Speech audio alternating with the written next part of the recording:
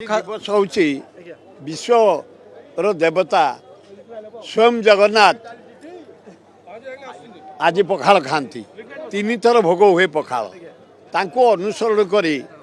1980 मसीह जानवीबल पट्टनायक मुख्यमंत्री थिला बेले मत कहले सुर तुम गोटे पखाल दिवस आरंभ कर 46 वर्ष आम करुँ या हवा द्वारा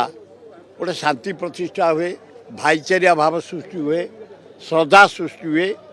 पखाल खाइले आम ओडिया पखाल से निम्ब कड़ भजा थाए आंब चटणी थाए सजना छुई भजा थाए छतु भजा थाए ये कखार फूल भजा थाए शाग भजा थाए बड़ी चूरा थाए पोटल भजा थाए कलरा भजा थाए चूना माछ भजा थाए चुंगुड़ी भजा थाए बड़ माछ भजा थाए ना प्राय 21 प्रकार तीण दही पखाल लेंबू पखाल सादा पखाल आज गोटे रचक दृश्य देखले आपण दुई पुओ बहु को सब बसी खाउथिले पखाल आज मो अत्यंत खुशी मो दी पुओ मनमत राउतरा एवं सिद्धार्थ राउतरा एक ही ये आरेंजमेंट सब कर आज किसी करनी से मोठू दायित्व नहीं ये पखाल व्यवस्था आरेंजमेंट सबू से कर बड़ पुओ सान पुओ ये सब आरेंजमेंट करकाठी आ गोटे कथा होची बर्तमान 5 स्टार होटल रे पखाल मिउची प्रकृत रे बिल रे बसी खाइले भल लागे ना 5 स्टार एसी भीतर पखाल स्वाद ये जो आनंद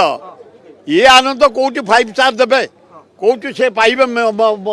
ये लिब कड़ कोठी आंबा अचार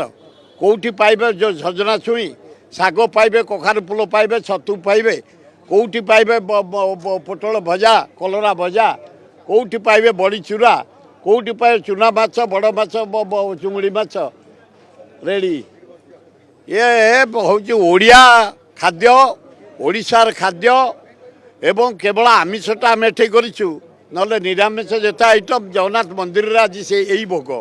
3 थर आज जगन्नाथ खाइबे जाने एपटा सरू गले से आमको कहीदे जाइछंती ए प्रोग्राम करने चली।